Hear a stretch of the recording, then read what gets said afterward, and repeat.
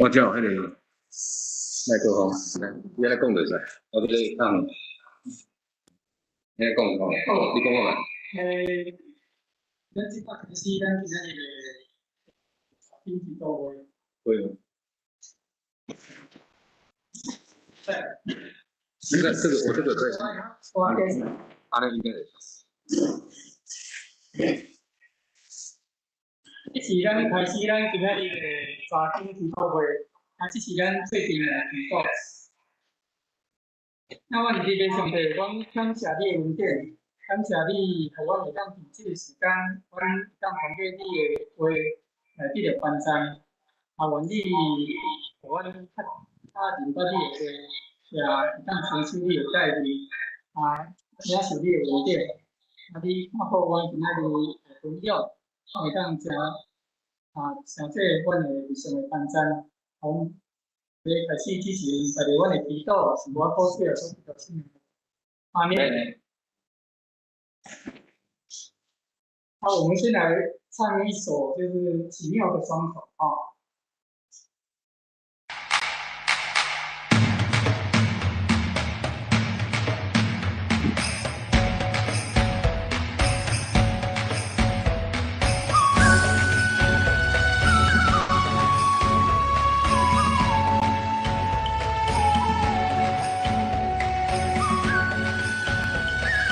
这个就可以，你们看音乐。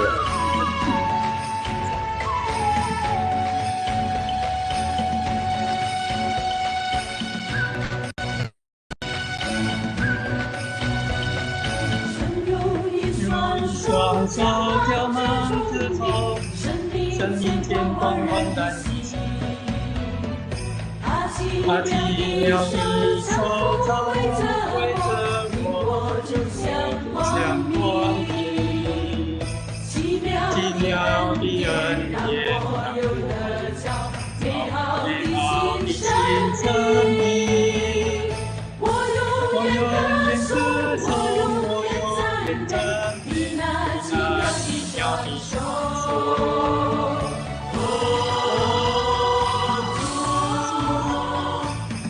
奇妙的双手，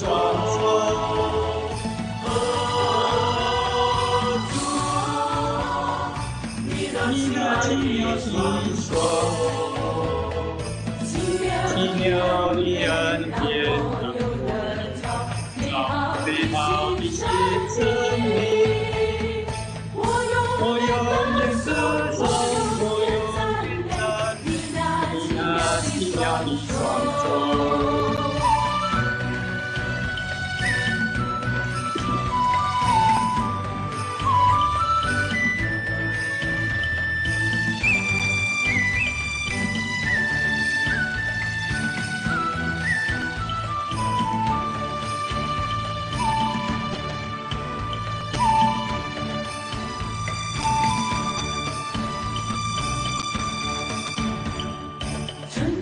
双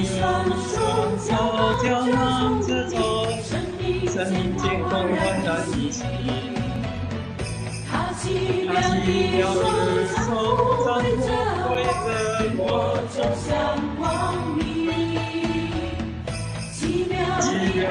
典，让我美好的新生命。我永远歌颂，我永远赞美你那奇妙的双手。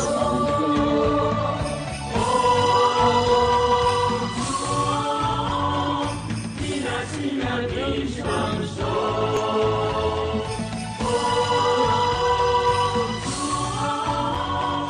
你那慈爱的双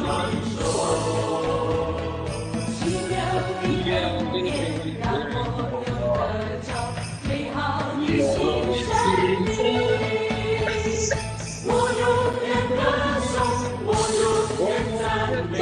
你那奇妙的双手。我永远歌颂，我永远赞美你那奇妙的双手。我永远歌颂，我永远赞美你那奇妙的双手。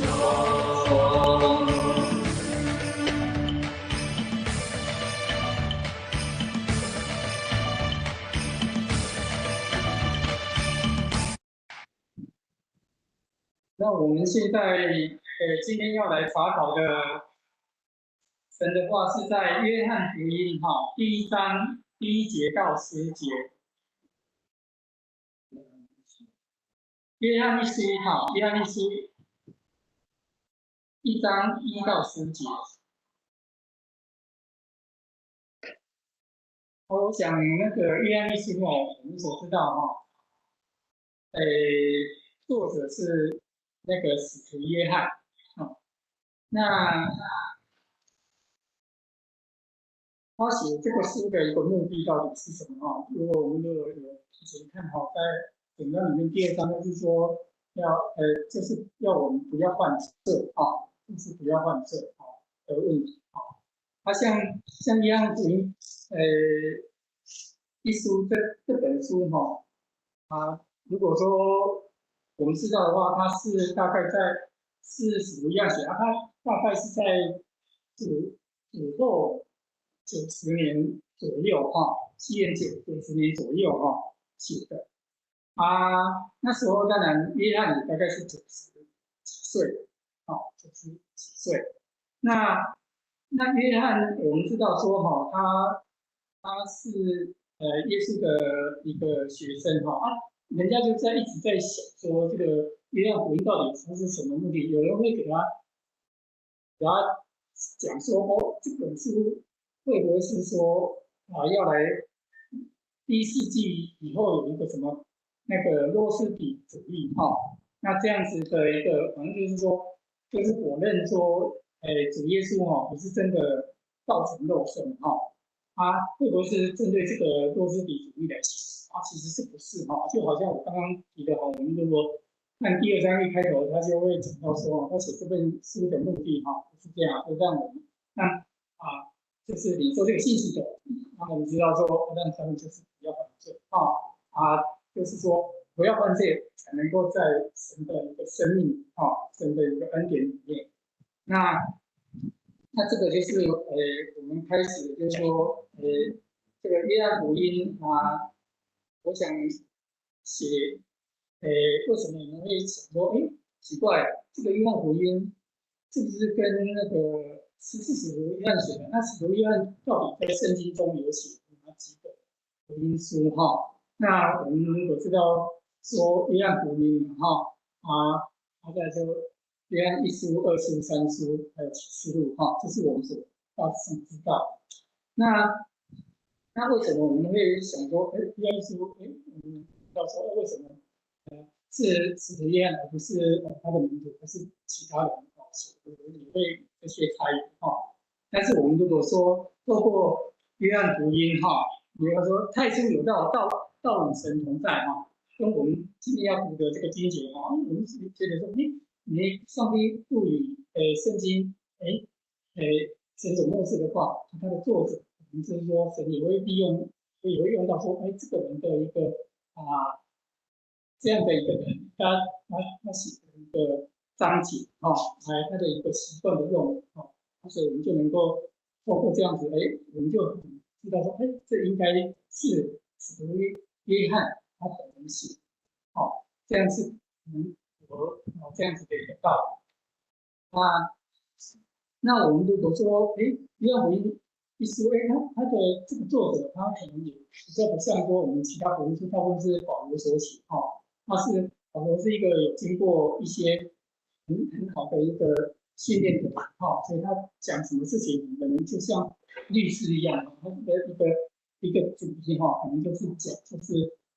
你针对那个主题就是讲那像我们如果看说约翰福音或者之前我们曾经读的可能是雅各书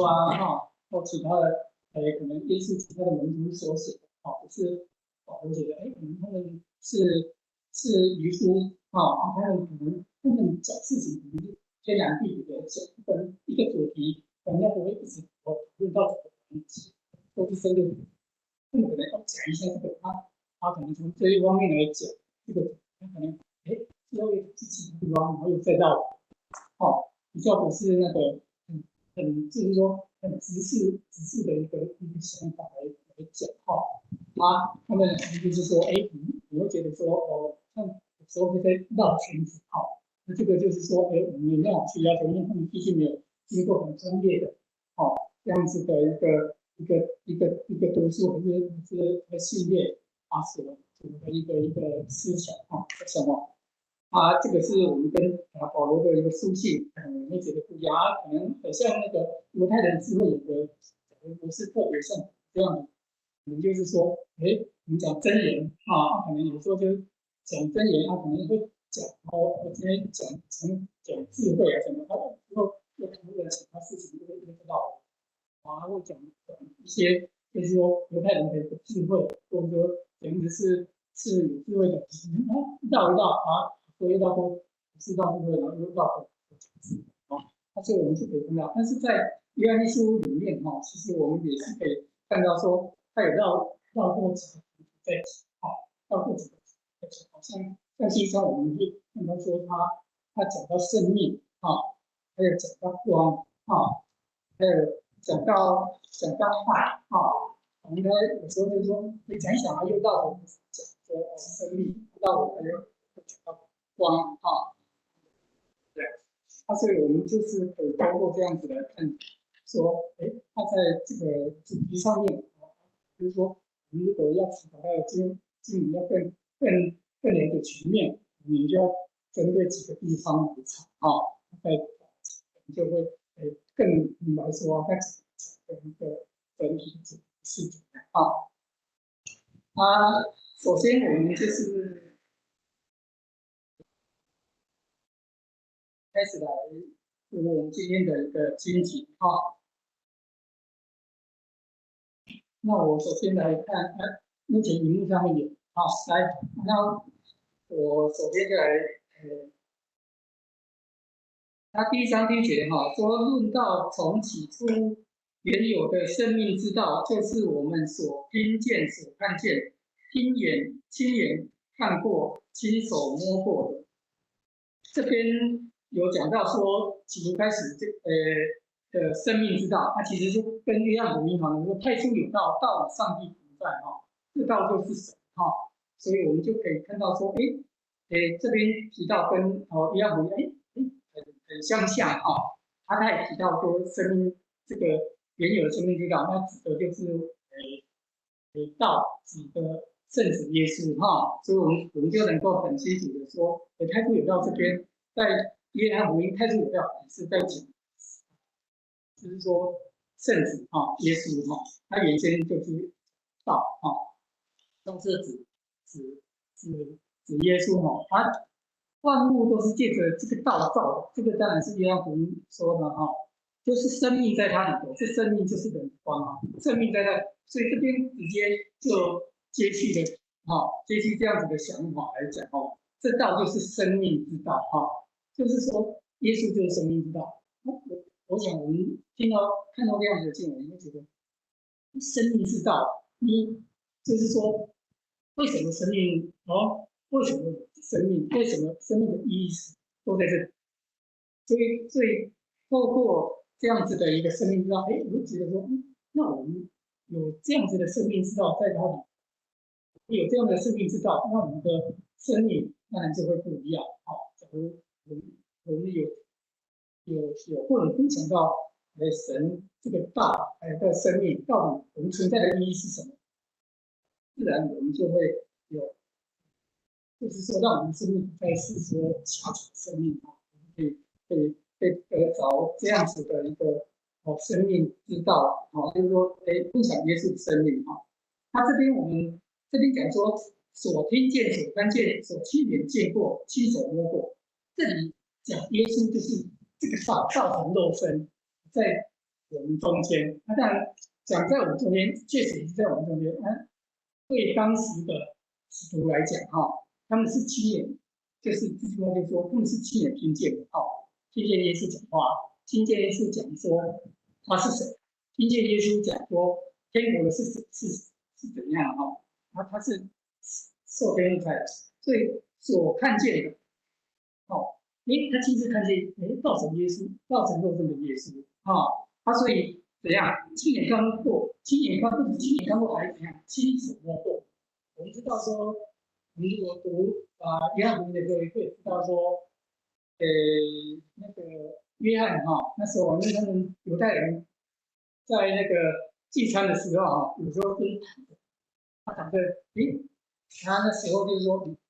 可能我们也可能会读到说，约翰躺在耶稣的胸膛，这样子的一个情景。所以这边跟我们听讲说，其实这个话就是在跟我们描述说，耶稣真正是道成肉身的，道成肉身，他不是说不是一个幻人就好像约翰福音要写这本书，其实他也是当时那个教师，他们认为说，他们当时的一个希腊人的一个想法认为说，耶稣可能就是说不是真正的，他可能只是那个幻想只是他们就是把精神跟物质分开他精神是有的，物质是物质也是比较不同，他们就是说，因为物质或者我们身体就是会消失掉，但是精神，我们如果说耶稣他，既然他是那么高的一个，就是说他是神那他不可能是会成为说身体肉体出现，他认为这两个他不可能这样子，因为他们就是跟当时的希腊人的一个思想不一样那他们就是说，那他们就会认为说，耶稣可能是一个幻人，然后变成好像感觉是肉体这样子，不是真正的他是神的什么？所以他要来推翻说耶稣，呃，来就是说，道成肉身，他来成为这样子，可以为我们牺牲，这样子，就是那么真实所以我们就可以透过这样子，就来看到说，这边约翰书使徒约翰他就这样子说，这样子的一个生命之道，是我们就是说，我们亲眼听见、所看见，亲眼看过，还有亲手摸过所以实实在在这样子的真理是我们真实这样子看见、听见、摸到，我们这样子传给你。那这样这里头，我是说，那些讲教士呢，他们会有想法或事情，这根本就会被迫死所以这边他第二节开始就是说，这生命已经现出来，我们也看见过，现在又做见证，将原与不同在，且显现于我们那永远的生命传给你。所以他这边就是这样子来讲说，这样子的一个生命之道，我们就是真的是亲眼见证，就是说亲眼见证他们看见了，而且听见了，而且眼看过，或者亲手摸过，所以传给你们这样子的一个永远圣道是真的是真的真理那所以这边他就这样子的一个见证所以将这样子的事情传给当时的一个教会所以我们将所看见、所听见的传给你们，使你们与我们相交也就是说，这里面的相交我们如果知道的话，就是团契它的团契其实也有就是说共同拥有、共同分享也就是说，神将这样子的主耶稣他的生命之道跟我们相交，所以我们能够透过这样子分享到耶稣的生命之道我们去归属他的文化，我们能够分享到神的一个生命。与我们相交神的生命分享在我们当中，是跟我们所共的。我们能够透过耶稣的生命，我们生命不断的来改变他能够来越来越像他的一个示他的一个生命我们的生命会变不一样所以这里面就说到说这个团契其实在我们生命里面就是说我们其实应该作为基督徒，应该就是说他的生命其实就是也是属灵里面可能是因是真理，透过信耶稣，圣灵也叫我认识说，耶稣是我们的神，我们能够依靠他我们就能够在这样子里面，我们生命就是在神的道里面，就是在耶稣的生命里面，就会慢慢变，我们就会慢慢认识真理，我们也会愿意将我们的生命就是说越来越上帝要我们向这方面相向靠近。那这边就是通过这样子的东西，所以其实我们在使徒信经里面也是会讲到信徒相通它其实就是这样子。其实我们的生命就是说，我们只要在耶稣里面，生命就会对他是越来越多，越像他的生命，学像他的生命。那这里面他继续讲我们相交我们乃是与父并他的儿子耶稣基督相交，因为我们如果透过圣子耶稣，因为没有人见过上帝，只有圣子耶稣看过天父上帝，所以他才能够来表明就是说，天父上帝是神天父上帝差派来，他让我们能明白信靠的是他那这个就我们才能够真正认识他。所以人家讲说，信仰其实要透过启示，透过耶稣基督，我们也就是生命之道，他也是来启示。所以其实，在约翰福音也说，作为接受这样子福音的人，接受耶稣的人，他这个让他们权柄做神的他这里的就是就像我们约翰这边讲，然后相交，那我们就会归属，我们的生命就会归属在神里面归属于神那这样子就是说，那我们既然是归属神的人，他会怎么样？在这边是生命之道，以后有永远的生命。这个归属他们就是要就是说让我们能够领受神的恩典。像有人就在这里讲说，奇怪，为什么我们一直要讲福音呢？要让那么多人来信，到底是为什么？那像约翰福音也是第一，就是说，首先讲爱的一个圣经里面也是唯独，就是说约翰一书这边特别讲到神就是爱。如果说看以后的经文，我们就可以看到，我给他念一段我第4章就是约翰一书第4章7节到8节，亲爱的弟兄我们应当彼此相爱，因为爱是从神而来，凡有爱心的都是由神而生，并且认识神；没有爱心的就不认识神，因为神就是爱。我们如果在那个犹太人的一个传统里面他们没有讲过说神就是爱，没有讲过说神是爱。为什么？因为他们不觉得神这样，他们应该我们知道说，他们只会讲说神爱我们，神特别爱以色列，他不会讲说神就是爱。他为什么要讲说神就是爱？这个也是一个不一样，就是说，你看，那神假如是爱的时候，假如说神只有圣物的时候，那爱的话要有对象，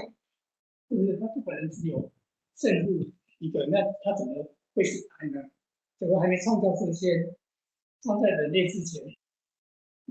神应该就是爱，对不对？所谓上帝本身就是爱，那他在创世之前，跟创世之后，当然都是爱，这样就没有那么分别。所以这边也让我们说，这边理解，神爱是那个天父爱那个圣子圣父爱圣子，也爱圣女他们又彼此相爱，所以通过这样子的一个也让我们明白说，神的一个神性就是它本身是爱，这是上帝的神性这是让我们能够明白的他不是说多说上帝只是圣父而已，不然的话就不能称作是爱就不能称作是所以但是这边的文字就直接跟我们讲说，神就是爱，他还是什么？这里面刚刚我所觉得，哎，有爱心的都是由神而生，并且认识神，是不是？这就很重要。那所以属神的东西就要有个性，就要有这个爱，就是要能够彼此相爱。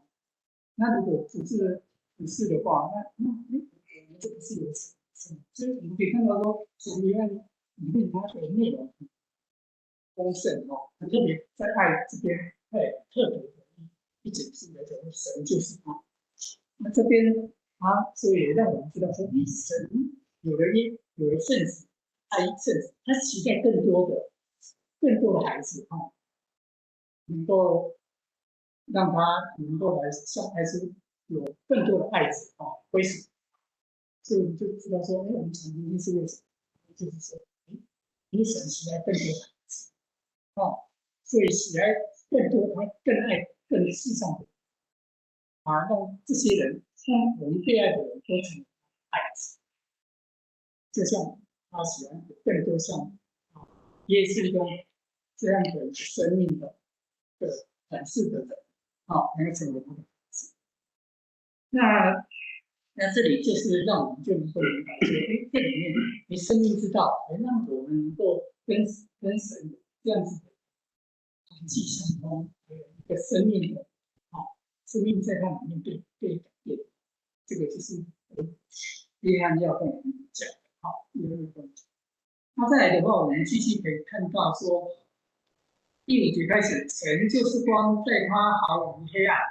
这里面又讲到特别光跟黑暗，所以因为有时候我们会用一些相对的词，像生命，不然就是有生命，不然就是没有生命，就是死。它有光，然后就是有暗黑暗，光跟黑暗是不好的事情。这是我们所用的，所以这边里面呢，就是说，神就是光，在它还毫无黑暗，这是我们从主所听见，又报给你们的信息。我们若是与神相交，却仍是在黑暗里行，就是说谎话，不行真理。那这边就是说，因为它的用词的，它就是很明确很明确，就是说，你就是说，你不是在光中，那你就是在黑暗中，你没办法说不是在光中，或者说不是黑暗中。那这样子就是说，这是让我们就是说很多事情，我们就是说，我们不是在光中，就是在黑暗中，不是有生命就是死。那当然，我们如果说继续看《约翰福音》里面很多在讲爱，然后我们可能不是在爱里面，我们就是在恨里面。那我们不是在公义，不是行公义，或者说神所认可的，照着公义来行事，那可能我们就是会变成不轨所以这里面会讲到说，你假如是归属神的生命里面的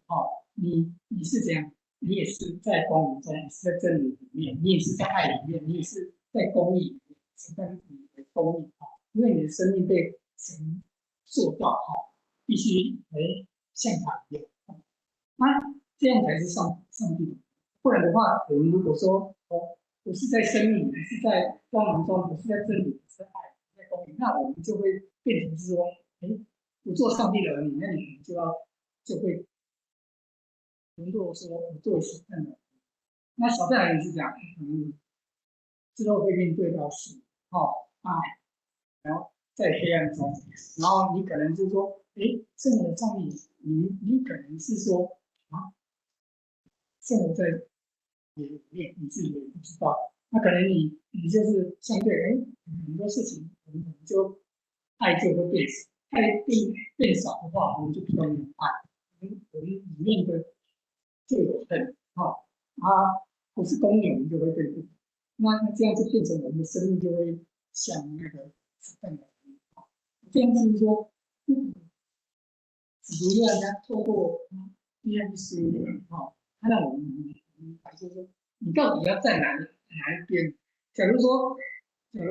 生命光明真理、爱、公义，这上面来呢，要爱天父。那这个是在一边，是在右边，那左边就是实在的生命这样子。那你就是要站这边，不然你就是会沦落到另外一边。所以这边就是来告诉我们，就是很清楚的，就是说你要么就跟神相交，哦，让神来改变你，那不然的话，你就会被落到另外一边去。那可能就是说，我们在这样子的一个事情，它就是说，哎，就是那样子不语。像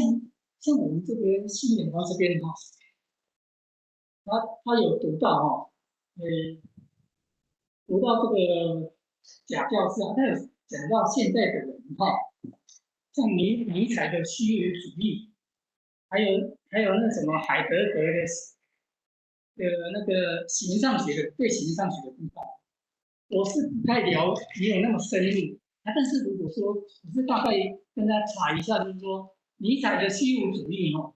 虚无主义这是一种哲学或佛学中的一系哈。反正他就是说人类觉得很多事情都是虚无，就是说人类的一个像我们的客观的价值，像真理啦、知识啦、道德啦或价值观，他认为人的这些知识、道德、价值观，这些都是没有根据的。他认为这一切也都是没有根据的，觉得说很多的事情其实都是虚的，很多的事情就是虚的，生命没有意义哈，知识也是不可能哈，很多像这些，假如是这些我们讲的人类的建立的一些价值观道德或什么这样的次序，他也不觉得说这个是唯一的，而且是怎样是正确的所以他就说这些都是不可靠的，然后世界就是虚无世界就是虚无很多事情其实他会讲这个虚无，因为我们生命也是短暂的，生命我有神是有所以这让我们也看到说，他讲这个虚无主义所以我们可以看到说，我们现在的很多事情都不讲说黑白分明，不讲黑白分明我们我们会讲说很多事情并不说是相对性，相对性。可能如果说我们就那个海德格对形上学，我也是有去跟他查考一下什么叫形上学？形上学其实就是它主要的学问，其实就是在研究那个存在事物的本质存在的一个学问那研究事物本质存在的学问，假如我们是东西，那我们就要做那个东西的现象来做主体做研究但假如我们是人，可能你就是专门研究的那你这样子的话，你就没办法比如说依他的这样子来讲的话我的想法不一定对，就是说他就没办法来说，既然我们只是人，那神从哪里？我们就没办法去知道说，我们的身体，神启示我们，所以我们知道，我们也知道说，我们怎样成为他的孩子。那假如只做人，他人有人的理，是不是？他跟神的可能就不一样。那你假如做人的研究的话，怎么研究，你可能就没办法去发现说，上帝的恩典、上帝的爱、上帝的生命是上帝创造的，人是从上帝的，人是上帝的形象所造。那这个就是让我们能够知道说，现在我们社会就变成什么多元的一个社会，可能就是说，你有你的想法，我有我的想法，就是说，我们所追求的可能不是说我们要真正追求一个真正的真理，我们可能是会比较就说我想的真理。那这样子的话就不一样就不一样。那你就没办法真正就是说，明白说，真正的上帝。所以以前我一直在想一个问题想一个问题说，假如人能够有公益的话，或者说人有什么事情，有公益的社会，有关于社会人可能吗？假如有没有可能有一个说没有上帝的公义，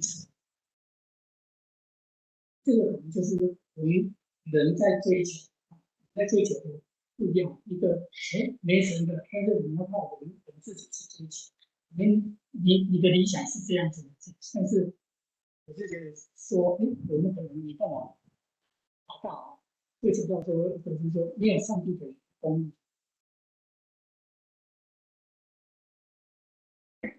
那我们继续继续下面第6节，我们若说是与神相交，却身在黑暗里行，就是说谎话，不行真理了。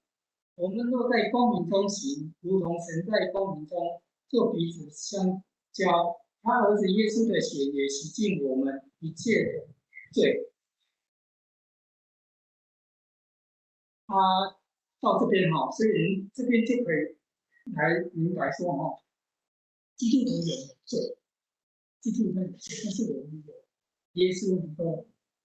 不在自己这里，神会在神里面解释。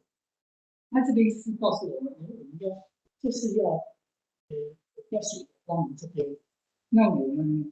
才能够得到耶稣的赦免，我们罪对他洗净。所以这边我们就能够跟神相交。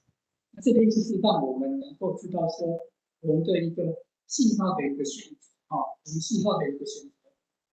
我们就是要选择，那我们才有办法跟他们相交。他自己说，你选择在光明中，那就是这个信道者，而且我们听他的建议。他如果说听他的建议，像里面在第2章这边，他是会提到说，你若认识神，那你怎样？你就遵循他的诫命，或者他这样，这个神交代我这个爱。那这样子的话，你也不算是认识神，你也没有在生命中。所以我看我们其实那这样整个会让仔细去看完，对，越读越明。但我看的是花花看，所以明白的是一点点，就是对，大概体会一点点。那这里面继续的他就是来讲那个第8节开始就是到第10节，他说我们若说自己无罪，便是自欺，真理就不在我们的心里面。我们若认自己的罪，神是信实，是公义的，要赦免罪，洗净我们一切的不义。我们若说自己没有犯过罪，便是以神为说谎的，他的道理在我们心里。这里面一直在讲，但是他其实就是说，我们心里如果在想说我们没有罪的话其实我们就没办法进入说在神的这个恩典里面，这个生命里面，因为为什么这样？因为他就想说，可能我们认为我们有罪，我们为什么会有罪？那我在这是跟当时的那个西亚人的一个思想，他们认为说，就是说，身体是有罪的是罪恶的，那精神才是人，所以怎样？所以人在心理上所行的一些不好的东西，不会影响精神。你的精神只要你跟那个什么宇宙的精神重新大精神重新在旁边，你可能就会重新就会升华你的生命所以他觉得说你是不需要靠耶稣基督也不是他觉得说一年这个不需要耶稣基督，他觉得身体只是那个身体是这样的，他身体怎么行，那就都没关系。但是你如果看说，约翰福音一书里面他讲的说神就是爱，有爱心的就是什么？才神的儿女是要有跟人有神的爱心。那里面会提到说，诫命，神告诉我们，要我们彼此相爱，就爱神跟爱人。重要的时候你们要彼此相爱，要彼此相爱。如果彼此相爱，这个就是我牵扯到心里的生命里面。还有就是说，你不是说你的行为都怎么样做都不好，都没有约束。可是这边就是约翰一书就会告诉你，你的行为要怎么样？要有改变，要听上帝的话，是不是？那你的生命要像光明，光明使他孩子就光明生命，是不是？这样子一个不一样的一个表现。所以这边就是说，那后面这几节就在讲说，你可能一直认为是有希腊那时候思想的时候，你认为说我们不去靠耶稣基督为我们受死，那我们就可以重新回到那个宇宙的精神那边，跟他们同也同有生命化。那耶稣这边就是到底这样子是你这样子就根本就跟耶稣的生命是要什么给我们是话儿子的儿女的一个恩典，你根本就得不到，你只是自欺欺人哦。这边就是让我们包括这样子的来跟大家分享哈。那再来就是说，我最近我去那个淡水那边那个淡奶的一个教会去，刚好就是说刚好听到那个一个喜乐合唱团的一个喜乐合唱团的一个就是盲人的合唱，那好像是基建会的也在那边一电基金会对，就是听他们在那边唱歌，他是盲人，所以我那个都在底下说，盲人那你。这盲人他也来见证说，他们唱的诗歌说是什么喜乐啊，喜乐变化，就是说要这样喜乐，觉得说，他的生命有喜乐，要将这个在耶稣里的生命喜乐分享。那我们在想说，假如我们是看不见的人的话，能有喜乐吗？喜乐不出来，所以说我曾经有，真的是说。上帝再让我曾经体会到说，在他生命里面的一个喜乐的话，真的有盼望，那你才能够有喜乐。但是我透过他们有的是，他们有的是那个什么，一出生就看不见，还有的是说我们十几岁，然后看不见。他们就是说，在耶稣里就是在光明，他们也唱着这样的诗歌，就是喜乐变化里面。就是说，他们的生命就找到说，光明在哪里？就是在耶稣，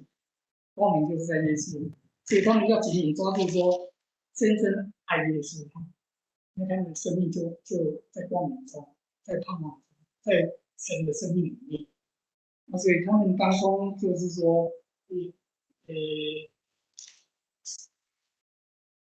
就感觉说，他们能够将这个喜乐分享。其实我们的生命有时候也有时候也像这样子，我们能够在盼望中，在光明中，在主耶稣的一个生命里面，我们的生命才能真的是紧紧抓住说，这样子的一个盼望，那你生命会活得不一样。那这是让我觉得说，生命也在这些忙中，它也这个生命也在主耶稣的奇妙中所在，可能我们不一定是心灵的人但是我们就是说，我们的生命，当我们认识耶稣的时候，我们心灵的盲者的眼睛被打开，生命就会不一样。就这样分享。再来，我们有没有弟兄姐妹想要就讲的适合的地方，大家或者说你有什么感想？对于说一样的意思，还是说系统上面都可以来分享。我不知道有没有谁要来先分享？我们请黄魔长老先讲。约翰一书的基本主题是与神相交，约翰要他的读者透过他们与神内住的关系，拥有对列数之神的确据，相信基督应当彰显在实践公义与爱弟兄，以致产生喜乐与神面前的确据。约翰写这信是鼓励这类的相交，并且强调持守使徒教育的重要性。约翰一书的写作是借着强调道成肉身的真实性，以及他们只有确认信却没有实践信仰的冲动，来驳斥若斯底的毁灭性教育。这些敌基督者在这双向相交的考验上都是失败的，也就是公义的生活、爱弟兄，以相信耶稣是基督，是道成肉身的神权。在新约中有2段提到持续与神相交的重要经文，就是约翰福音15章与约翰一书1章。前者是提到相交的积极面向，就是住在基督里；那后者则开启另一面向，就是指出基督徒若没有住在基督里，就必须请求赦免，才能恢复与神的相交。约翰的前言第1章1到4节，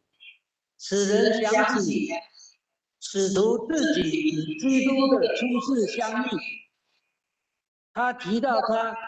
渴望将这使徒的见证还给他的读者，让他们也能分享与耶稣基督同样的相交，因为他是生命的化身。在这个宣告之后，紧接着就描述相交的条件。只有借着基督的血，才有可能与光明的神相交，因为他能洁净信徒，并且满足公义的要求。信徒必须行在圣体中，开放地接受光所显明的，并且愿意承认对光所揭发的错误。在基督徒的生活中，人不可能逃避任何特定的罪，人不可能完全无罪，只等到我们站在神面前。这是以上跟大家分享的。谢谢方博长老哈，给我们特别仔细的一个分享，谢谢他。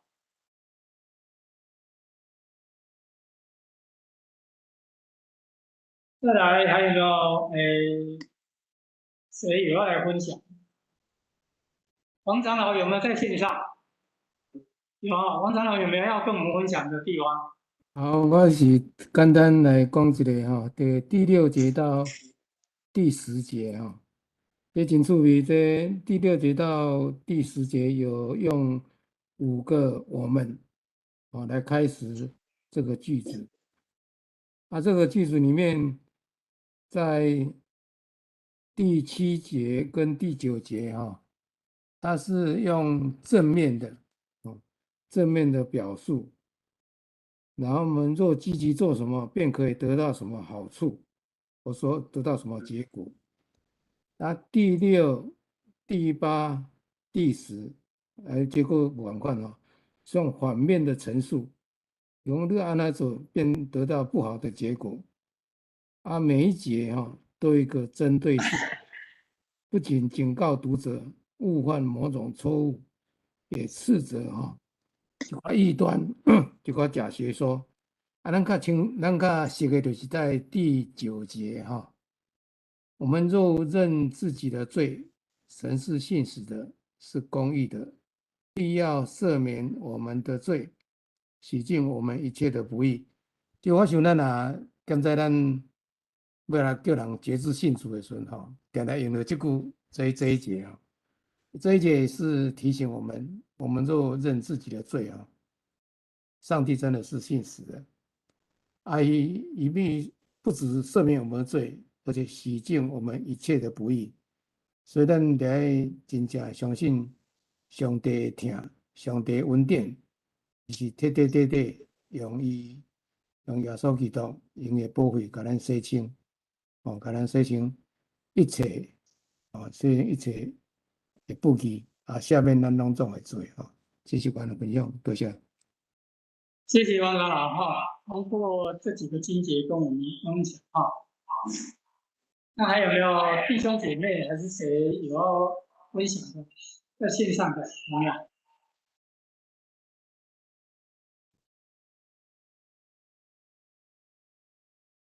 若没有，我们廖长老有没有要跟我们分享的地方？简单哈，因为他刚刚是不是已经很清楚，来把这个经文都说得很清楚了哈。那我提出几点啊，这个约翰1书、2书、3书，通常传统上是认为是使徒约翰所写的啊，但是也有很多圣经学者不认为是他所写的，而是认为是可能是跟随约翰的人所写的。那约翰1书、2书、3书也不是照着他的写信的次序来写的，因为2书、3书大概都是一个长老来写的。那其中也谈到2件事情，就是要遵守真理跟爱，2章意思都是这样的，然后彼此相爱。约翰1书比较没有那种书信的格式了啊，没有书信的格式，好像有一点像一个讲道篇这样子。那其中最主要他谈到的几件事情，说我们写信给你们，要避免他们所传给你的一些错误，这些错误就有可能是诺斯底的一些假的教导，比如说世界之所以不完美，是因为不是至高的神来创造，而是因为创造了比较低等的神来创造的等等这些。那你要得到这些知识的人，你就可以到上帝那里去。那如果你没有这个知识的人，即便你在教会也没有用。他大概是有这样子，他是融合托斯、希腊跟犹太人的那个神的一些哲学把它融合在一起。那所以是我们就是这些作者写信给你们，这个你们当然是收信的人。那以前的人很多是不认识字，包括听信的人，通常都有人来朗读这个信，让他们明白，来指责这些假教师。那期望他们能够遵守上帝的命令。这些上帝的命令在第2章、第3章特别的提到，就是真理。然后再来就是要去实践彼此相爱。那个彼此相爱就不是只有我爱你，或者只有单纯你爱我。而是两方都要付出和这样的彼此相爱，就是团契，或者说在和合本叫做相交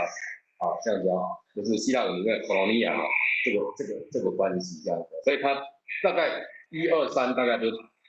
涵盖这里。那第1章里面1书里面特别提到有一些东西是交错的，他一直谈同一个问题，然后在这一章有，在那一章有，一直在重复，像一个谆老者在教导他的子女一样，一直重复。甚至有说，如果和本说我的小子们这个人家在提高约翰老了以后，就是像这样的人。你要想象说，他年轻的时候是年轻气盛，到那个什么撒玛利亚城，他说人家不接待他们，他请耶稣说，是不是从天上降下我来？那么脾气暴躁，到年老，如果他是使徒一样的话，确实变成这样的当然。这个整个是以使徒约翰的神学的系统去写这样子，我这样简单做一些介绍。谢谢廖长老对我们的一个额外的补充再来，我们最后请牧师再针对我们什么让我们注意的地方。我刚才讲2项啦就是咧讲到。新约咧讲的上帝是爱，上帝是疼这个旧约其实嘛有啦，但是无有用这个讲上帝是疼。通常是咱讲上帝伊有偌济疼，比如讲，咱之前咧读到迄个约拿书，约拿书第4章就是约拿甲上帝咧伫遐咧辩的时阵，伊就讲，哦，我伫迄阵啊，伫即个耶路撒冷时，我就安尼讲啊吼，伊讲，我知影你是有恩典，佮有怜悯的上帝，无快快受气，佮有丰盛的慈爱吼。啊，伫诗篇其实嘛有介济个所在拢讲上帝伊有慈爱甲诚实等等的吼。啊，这是咱伫整个的圣经历史中间所知，上帝有安尼的这个特质，也是讲伊所对待咱的，就是用这个疼。嘛，因为伊有疼，所以约翰才伫约翰福音第3章讲着上帝遮尔疼世间人吼。将伊的独生子赏赐互咱吼，也因为安尼，所以咱倒转来就爱亲像约翰一书所咧讲的，讲伫咱的信仰的实践顶悬，咱要安怎来做啦？啊，特别是伫后壁面第50到第10节咧讲着认罪的代志吼，还是讲光的代志吼。啊，当然是讲家己光内底人无拄是完全无罪。伊原本的意思其实这个罪是咧讲着上帝真理的道路顶悬啦。如果你若认为讲我真会晓行伫真理的道路，你就有可能会失觉无去看着家己无刚好势的所在。所以第8节安尼讲，我们若说自己无罪，便是自欺，真理就不在我们心里面了啊。这个伊咧讲的这个无罪自欺的部，就是咧讲你无家己真理的道路吼。我举一个例啦吼，伊昨日新闻内底有咧讲到一台车吼，用自驾，车伫车顶迄个驾驶吼，完全无咧看路，伊认为讲这个自驾卫星导航这个会当做会足安全的，结果当伫遐个时间，迄个车根本都袂好反应。我弄规台车又过去啦吼，你讲的其实就是亲像安尼，咱认为咱拢足好势，迄个时阵你就已经得罪上帝啊。耶稣咧讲真清楚，当你无照着上帝的真理的路来行，你就是得罪上帝，这就叫做撒旦。亲像毕竟嘛是共款，虽然伊安尼对耶稣3工，还是伊有完伫遐叫耶稣讲。撒旦退我后壁去，虽然伊头前才讲尔，你是影响上帝的独生子，你是基督吼，所以伫这个所在，约翰啊，特别伫这个所在咧，甲咱提，就是讲随时爱讲，好啦，你莫讲你去认罪啊，你若讲我可能随时犯罪的时阵，你着坚持，你着行伫迄个真理，上帝真理的道路顶悬吼，大概是安尼。谢谢一心对我们许多的提醒注意。那接下来我们来到4项到4项呢，就是说我们祷告完那几项那我是列出几项，让我们一起就是为祝愿就是专为你们解地动的相解这个一项。不过我们当中有没有什么要提出来说特别为对象？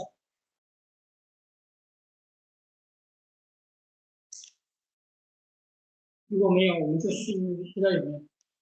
没有没有，我们就是就刚刚住院的专会解就是你再来就地动的相解别人的相解再来我们就是一样为那个就疫情还有现在前景当然就是让我们乱就是说要有许多派的那边敌对者所以也为这些这些就是说让大家就是说不用说为攻击别人攻击。再来就是我们教会的就是辛苦事还有我们在我们的途径的生活，对我们生活都是同行那再来就是我们也为着我们这个礼拜天要去淡江中心的行程在那边我们学习。那再来就是最后一个，就是说我们对这个教会的社区事工哈，周末营赞美说声道，还有就是圣诞节活动我们一起来祷告然后最后我们要强调怎么做结束祷告，我们一起来祷告。亲爱的天父，我们谢谢你们给，谢谢你让我们通过你的话来得什么帮助，谢谢你让我们能够行在你的光明中，不以你的生命是不以你的团契，让我们生命是能够越来越像，对吧？也要为着教会人认识你这他的身体，也透过他手术完之后的复原的身体，为着大家的问题，我是病痛的，还是你亲爱的兄姐，你们每一位都看顾他们，祝福他们，让他们有你的平安，让他们有你的看顾、医治、保守，在他们身体上，在他们心灵中，让他们每一位都交托在你手中。我们也为着一起能够怜悯，用这个疫情度过，让大家能够整个恢复正常的一个生活，你的看顾。不前进，这边是是恭喜是大家能够真正能够这个地方能够真正愿意来服侍这个地方，然后来做这个像你所说的，要服侍人就是做众人的服务，也要谦卑的心，特别看顾你的前景一切在你的服侍底下。都更理性，更谦虚来进行做，免得那个社会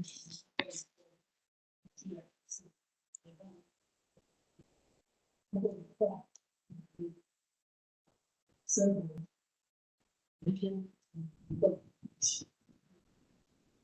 弟兄姐妹大家都身体平安在一起，在社会里面。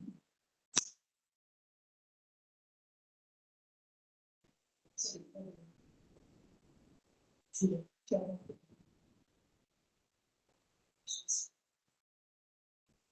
是力，也为了社区系统，系统是的，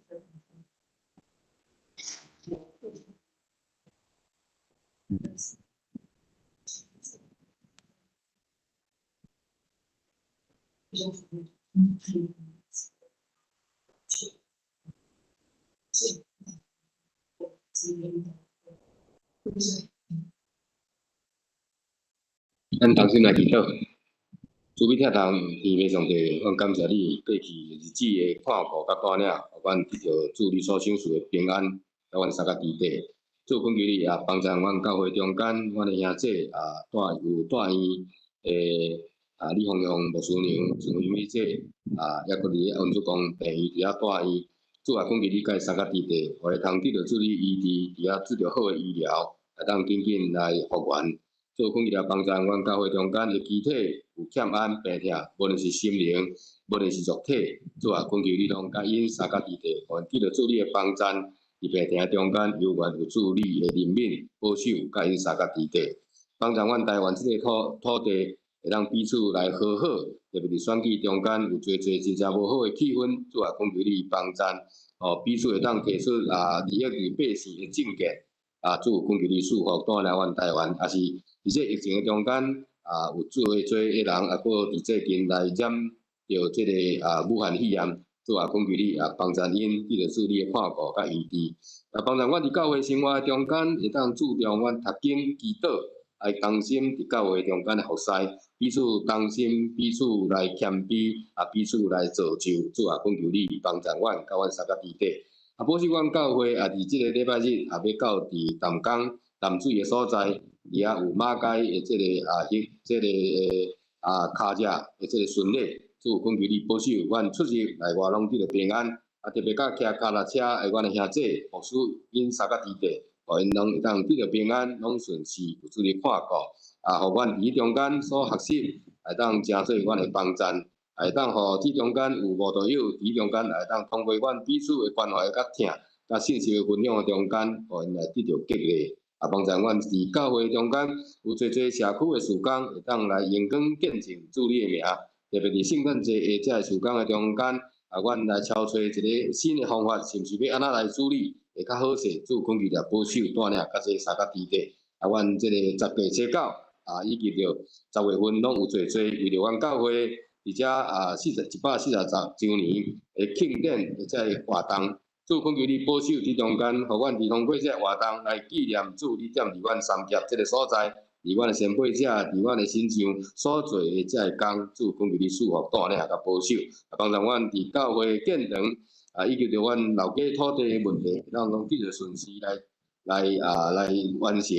主你的看顾的中间，阮个人无共款的欠客，你拢知，主遵你照你的旨意，伫阮的生活中间，伫阮生命中间来成就阮，保守阮。阮无久的时间要四线，主根据你也保守阮头前的路站，甲阮的骹步。我们用主你教示阮的祈祷文，三角来祈祷讲。阮伫天li的爸，愿你的名圣，你的国临到，你的旨意执行，你对的亲就伫天里。阮的日子今仔日互阮赦免阮的过误，亲像阮要赦免过阮的人。无你带阮入去，就救阮脱离迄个歹。因为国、权荣、荣光，拢是你所有，代代无尽。阿免。谢谢，谢谢，谢谢。今天的一个聚会10个，线上有10个，连我们连我们10个，线上6个，对。好，晚安大家。晚安，拜拜。晚安，平安，平安，平安。